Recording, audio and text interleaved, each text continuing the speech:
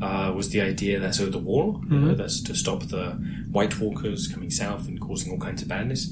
There have been some holes showing up, and the solution is to plug them with marshmallows.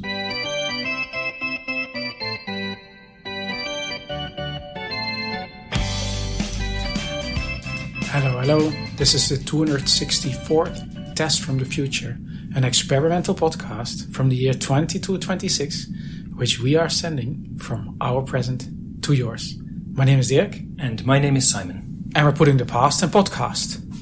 And before we say anything else, we're still lost. We are still lost. Lost in space. Yes. Just in case listeners thought we were already home, we'll make that clear from the very start. Yes. And if there's first-time listeners, we got lost in space a while ago. Yep. Go back a few episodes, you can catch up on what's been going on. Yes. And talking about what is going on, I think we can keep that short. There's really nothing going on. Right. We haven't been anywhere since last week. No, I mean, we've been in the ship, but exactly. Yeah. We've not visited any interesting new planets, Nope. any new planets at all, any other places. We're still moving in a certain direction. We're guessing this might be the right direction. Hoping for that. But we're still in between star systems. So I still, after many weeks in space, I'm still surprised how big it is.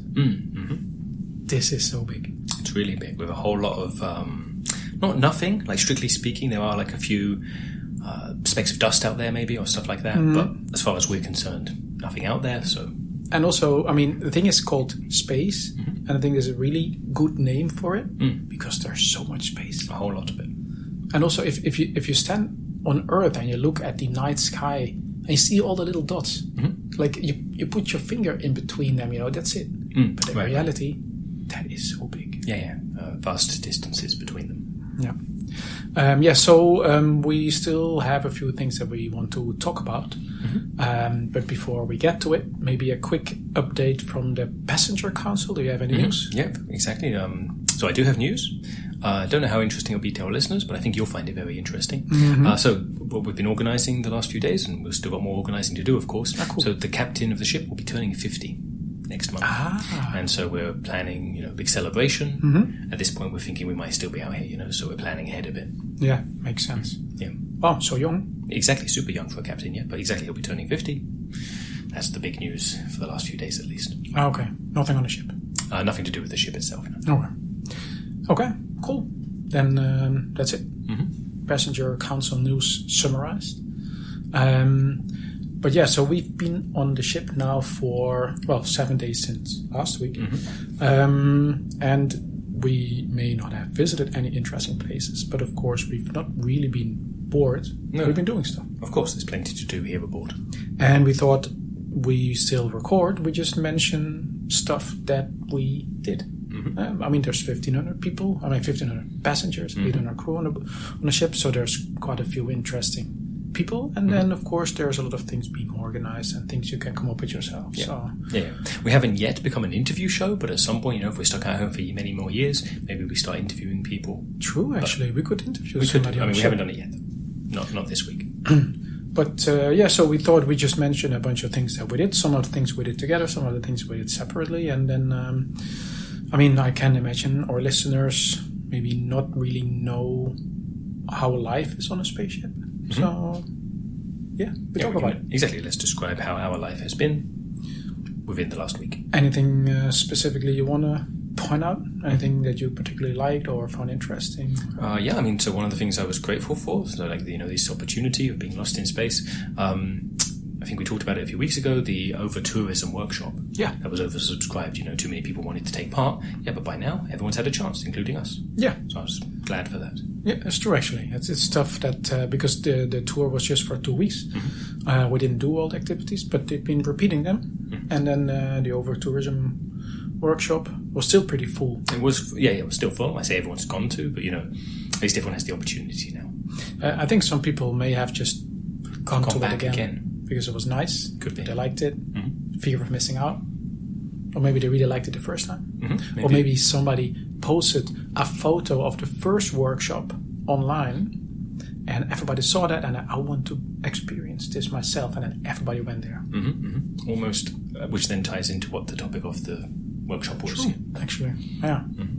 I mean, of course, the overtourism, it had some general concepts, the workshop, but also something specifically for space, right? So, because, I mean, we're new in space. We're the first space tour ever. We're now somewhere where nobody from our solar system has gone before. Right.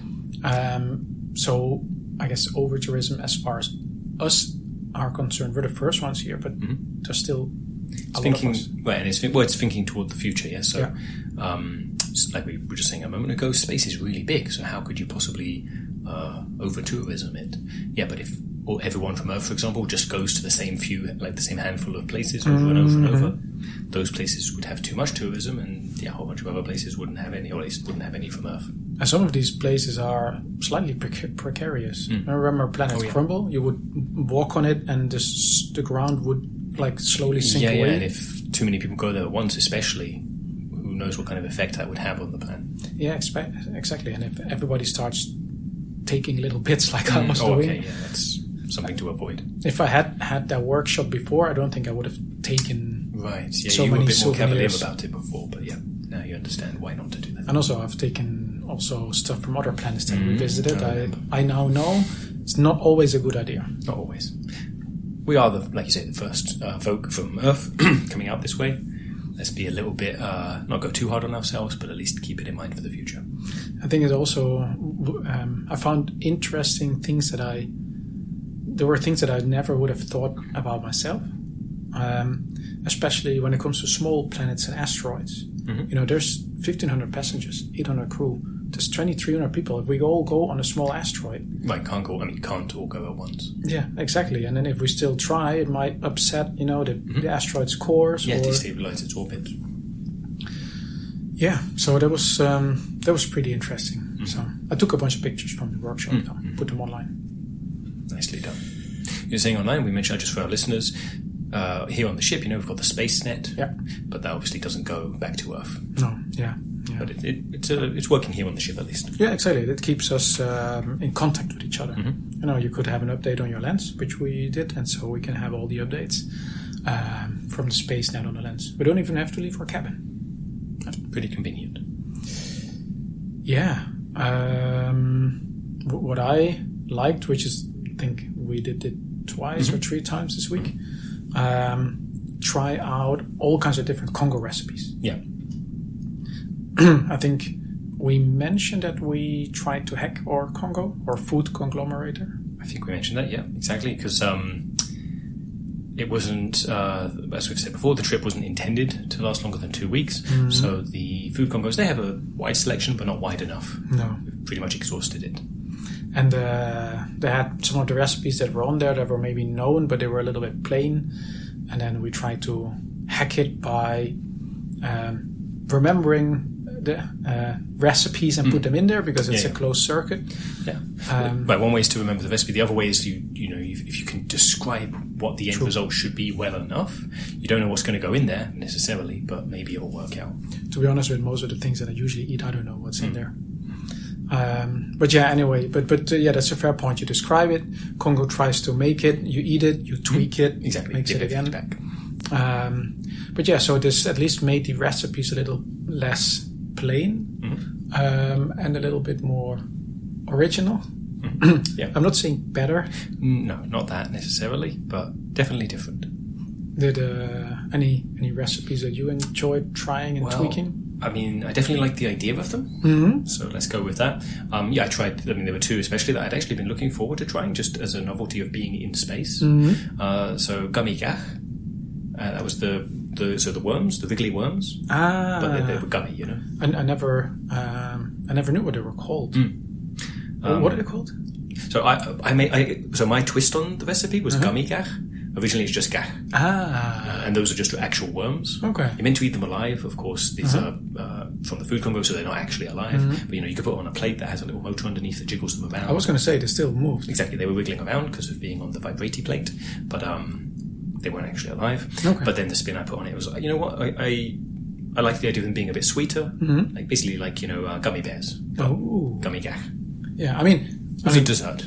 they didn't look that appealing, but they're not supposed to taste that sweet then? Not usually. Okay. Well, it depends on the sauce you cook them with, but usually they're more a savoury dish. Okay, cool. Yourself?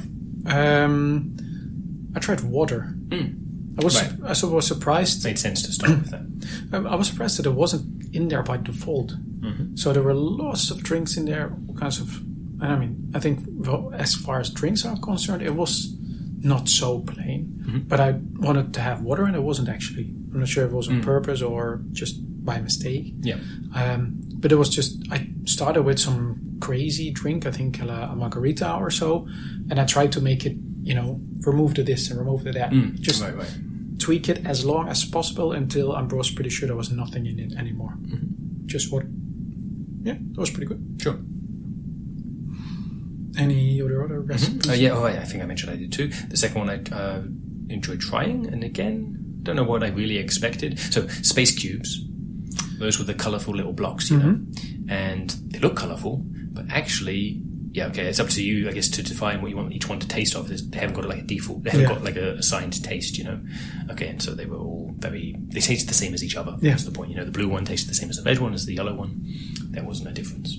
But it was still fun to put them in your mouth. Yeah, they looked cool on the plate. Exactly, they had a nice texture. And they were bite size. Yeah, bite size. I enjoyed the texture of them. It was fun, just because normally food doesn't come in colourful block form. And was it a little bit how you imagined? No, I imagined stronger flavour, like I say. So, and then I did a round where I was giving... But then, because I'd already had that plain version first, of course I could then say, make the red ones taste of strawberries, but I somehow knew, but that's like an addition, I think it's the kind of thing where if someone had made it for me, and had made those decisions first, and then that was my first time tasting it, I think it would have maybe been more... would have worked better for me. True, actually, yeah, makes sense. Yes, I think the one that I didn't really finish in the end was the I tried to make fried tofu, but it kept on reverting back to fried capybara. Okay. Yes, it's pretty different. But it's apparently for some reason it's relatively close. As far as contents or structure or whatever is concerned, and it's basically like having magnets close to each other, and they just revert. And like one will pull the other one, they pull each other to each other. Yeah, exactly. So because my recipe kept being so close to fried capybara, whenever I was producing it, it was just producing that. And whenever I said a little bit more of that, a little bit less of that, and then it was reproducing it, and it was fried capybara. I see. So I kind of give up on that. That's fair. I mean, it wasn't actual capybara, not the actual animal, but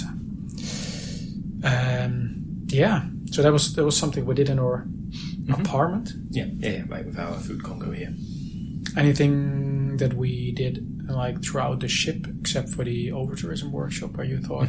Well, so in addition to my duties on the Passenger Council, as well as that, I did go to the Solar Flare Club. How was that?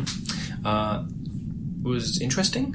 I myself don't know that much about solar flares, so I was mainly sitting back and listening. And there were some people, and it was a club for the folk who really are into solar flares. This has been they are really actually kind of, so in some way, so they're glad that we're lost in space because it's giving them the opportunity to see many more solar flares in person. Not this last week, of course, because we're between places, so there's nothing going on. But the first few weeks, they were really enjoying getting to see. Different places we went, different stars. They got to see the solar flares, different types of solar flares, which then were on different types of stars and so on. And so the meeting, the first half was talking about ones people had seen. The second half was ones they want to see. Ooh. And as passengers, of course, we have no say over where we're going, but they did hear that at some point, I came up that I'm on the Passenger Council, and they were like asking me, hey, do I have any sway with the captain in case, can get to go places they want to go? I did explain to them, we don't know where we are, so it's going to be tricky. But they said, but let's keep an eye out, see what's out there. Yeah, so it's like if we're close to a red giant, can we just, make a pass by? Yeah. So, okay. So, would they have seen, or have they seen basically the same solar flares? And is it like, how did you see the big blue one from that and that star system? So, meaning just from this The last few weeks, you mean? Mm-hmm. So that's why the advantage of it being a club, they take it in turns, because people got to sleep sometimes, Right. There was quite like 20 people, I guess, there. So some people, of course, are seeing the same at the same time, but other people are like comparing notes, and people make recordings and show the recordings as well. And other people that may have been asleep when that particular solar flare appeared, then they can get to hear from the people who saw it. Yep. Cool. And of course, it's the benefit of having cabins on both sides of the ship. Wherever it is happening, somebody will have had the chance to see it. Mm-hmm. Yeah. Okay, that's pretty cool. Mm-hmm. I didn't. I'm thinking now. I didn't leave the cabin so often. Like not as much as me, I know. Yeah, because you went to the passenger council. You went to the solar flare club. Yeah. There was this other thing that you did. Did you join one of the hikes in the end? Mm-hmm. I did. We've been in this ship for 5 weeks now. And in some ways, it's a bit boring in here, but it's a big ship. So there are places to go. So I joined one of the hikes, and we did walk to. It was finally we got permission from the crew to go to parts of the ship that normally passengers can't go. So that's what made it a bit more interesting. I say interesting, pretty much look the same, But hey, the doors have slightly different numbers on them. Okay.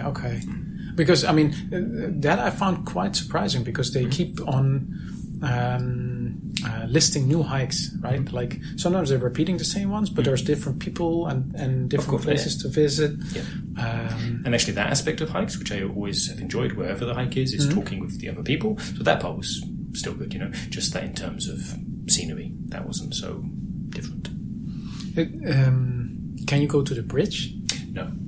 That part's off limits. And you can't actually go into engineering, but you can go past the part just outside of engineering. Just beyond those doors, that's where all the good stuff's going on. But can't actually look in there. In a cargo bay? Similar deal. You go, but you can see, those doors are so much bigger because that's where the cargo goes in and out. But you can't actually go into the cargo bays. Okay. And I'm on the passenger council, so maybe I can work on that. But right now, at least. And there's also while we're in transport, they don't do outside hikes, right? You don't. Of course. Yeah. There has been some people were talking on the hike, wondering will we be allowed to do a space hike, like on the surface of the ship. But I think that won't be allowed. Yeah. Or maybe if we're stationary. I can imagine. Maybe. Because especially, because we're not being super fast, but still compared to old school space travel, we're still really fast. Sure. But I think it's a liability thing. Like the crew don't want to, someone accidentally loses their purchase on the outside of the ship, floats off into the distance, never to be seen again. That's a bad look. Yeah, I can imagine. Also, I'm thinking now. I didn't leave the cabin so much. I was not thinking. I spent quite a lot of time with my stuffed otter. Remember this one? Yeah. Where did you? I remember it, but not even why you have it. I don't remember anymore either. Okay. Your stuffed otter, I remember. So you were spending time with it? That sounds weird. In conversations, maybe? No. Tea party? Because I wasn't sure if it actually was an otter. Right. Did we talk about that before? Yeah, we talked about it. We had that suspicion that it might not have been. I know you and I talked about it. I'm not sure if we talked about it on the show. Sure. So I did some research because I had suspicion it might be a squirrel. Yeah. And was it? So what was it? An otter? Was it a squirrel? What was the? So I now know, it's in one of the storage cabinets now. But I'm going to describe it again to you and see if you can see something that I didn't see. Yeah. But meaning, go ahead. Okay, so just as a recap, it's on a big branch. I think you remember the branch. Yeah, exactly. A tree branch. Exactly. So chopped off a tree, but yeah. Yeah. So and it's sitting on this. So I think that was basically the thing where I thought. Right, otters don't, at least as far as we knew, as far as I know, otters don't sit on branches. Except if they float, maybe. Yeah, right, if the branch is floating by. So then the animal is about the size of a fist. Okay, so a baby one maybe. Yeah, could be, yeah. It has like a round body, 4 legs. The 2 front ones are quite small, and the 2 hind ones are really big. They even stick out at the back. Oh, okay. Then it has a super long tail. cute little hat with 2 massive ears on it. I mean, I know what that sounds like to me, but that's neither an otter or a squirrel. So, what do you reckon? Sounds like a kangaroo rat. It's a jerboa. Jerboa, I don't even know that word. No, I didn't know either. Okay. So it's neither a stuffed otter nor a stuffed squirrel. Right. I am in the proud possession of a stuffed jerboa on a branch. Okay. Which they apparently also never do. Ah, okay, so it's still like a fictional kind of thing going on. It's art. Yeah. Yeah, okay. So that's one mystery solved. Is it related to a kangaroo rat, or are they looks like one. Okay. So my research didn't go that far. Okay, we don't have the regular internet, so it's tough to check such things on Wikipedia. Yeah. Our listeners will probably know. Right.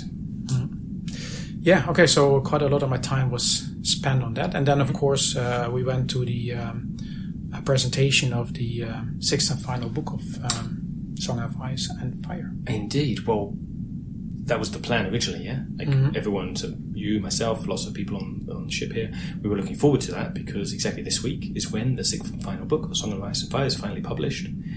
We don't actually have it here. No. Because we didn't get back to Earth. And, no. It's not like, in principle, maybe they could have, what would you call that? There could have been copies on board waiting to be, sold, but there was no need for that because, of course, we were going to be back long ago. Yeah. So what it means is there's a whole bunch of people aboard here wanting to know what happens in the 6th book, and we can't know what actually happens, and we're getting a bit desperate, so some people basically started writing fan fiction. Yeah, that was... I think most of the people who showed up maybe didn't have that high expectations, but it was basically... Yeah, I mean, it's just a fun thing to go to. Sure, whatever. Yeah. Like, we know it's not... Everyone knew it wasn't actually the real book, but hey, let's see what people come up with. And to be honest, I had heard it was going to come out at some point, the book, but I hadn't realized it was so close because it's been postponed for, I don't know, centuries or something like that, right? Yeah. But it's still the original author, right? Yeah, exactly. It's still around. Pretty old by now. Yeah, I guess so. Yeah. First books were written back in our listeners' time. And then been postponing the 6th and final book for so long, finally coming out, and now we get lost in space. Yep. Yeah. One of the main motivations for some folk to get back to Earth. It was impressive how much work they had already put in. True. How many ideas. I did have a suspicion, because it's been so long since the 5th book. I think some of the folk who took part in that, maybe they'd already been writing this fan fiction for a long time. And maybe they hadn't brought it with them, but they were ready to go when folks suggested it as a project. Yeah, fair enough. And they haven't finished it, but I guess they'll have it finished here for a couple of more weeks, right? Maybe. Then we get to read it. Yeah, it was just the first chapter so far, at least that was presented. But we're going to be disappointed when we get back home and we read the actual book and go like, oh man, potentially there's no Yoda in here. I was about to say, so far it's diverged pretty sharply from the original books. Yoda was not a character in there, so. But the way he was introduced in that first chapter, it did actually make a lot of sense. Yeah, it felt natural. Yeah, it did. Yeah, sometimes these things are forced, right. Because they have some sort of license deal or whatever. But we know that's not the case in this case. But then they still exactly. Yoda's out of copyright as a character, so anyone can use Yoda. But that means he'll show up often in stories where it makes no sense. But here it really was seamless. Felt quite natural. Yeah, I mean, surprising when it happened. Obviously, especially with him carrying the scepter. Right. But then, for me, after 1-2 minutes, I already didn't realize anymore this is Yoda from whatever. Any other ideas that you thought were quite creative? Definitely creative, but this one did stand out a bit more to me, meaning it didn't fit quite as well. Was the idea that the wall, that's to stop the White Walkers coming south and causing all kinds of badness. There have been some holes showing up, and the solution is to plug them with marshmallows. Yeah. And they are zombies, like ice zombies or something, so sure, they probably don't eat marshmallows. So in that sense, they won't eat their way through it. But at the same time, marshmallows, even when they're frozen, they're not... there are other materials you could use that would be more sturdy.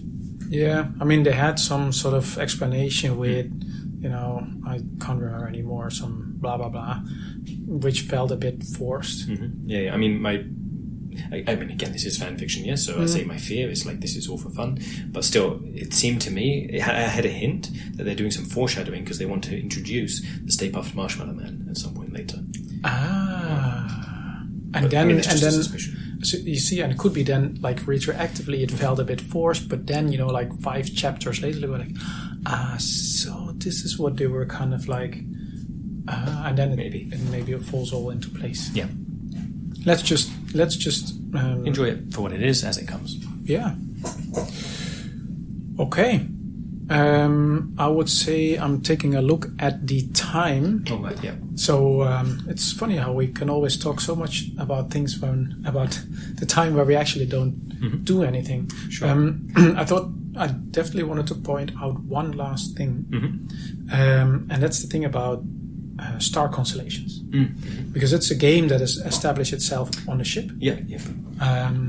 And it's the name the star constellation. I think we need a better name for the game. Sure. But it's self-explanatory at least. Yeah. As we're flying through space, the constellations that we could see on Earth, we cannot see those anymore, of course, because we're somewhere else entirely. But every so often you look out the window and you say, oh yeah, that looks like whatever. And then, it looks like something, but then what's it going to be called? Yep. The constellation. And also because it might just be parts of other constellations later on, but of course, like 1, 2, 3 days further on, it looks all different again because we're looking at it from a different angle. Exactly. So we get to name all of them again. Exactly. It's much more like back on Earth. There would have been a bunch of naming at some point, and then the constellations have been named.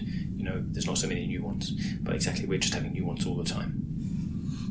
I thought because we're looking at the space right now because we're sitting here recording, looking outside of our massive window. Like our room is half window, half not. I thought maybe we both pick one and name it. Just good for now. Yeah. You want to go first? Shall I go first? You can go first. I was already. You already. Yes. So it's the at the bottom left. I'm pointing with my arm now. Listeners can't see it. No, but I can. Bottom left is right below the edge of the window. I'm calling this the beaker. So you can probably see what I mean. But it's the 2 stars at the top, and then there's 2 at the bottom, and then in the bottom half there's lots of tiny little stars. It looks like a nebula or something. Like it. That. Yeah. So this looks like a beaker with some fluid. Yeah, like in the bottom half. Yeah, that makes sense. Yeah, the beaker.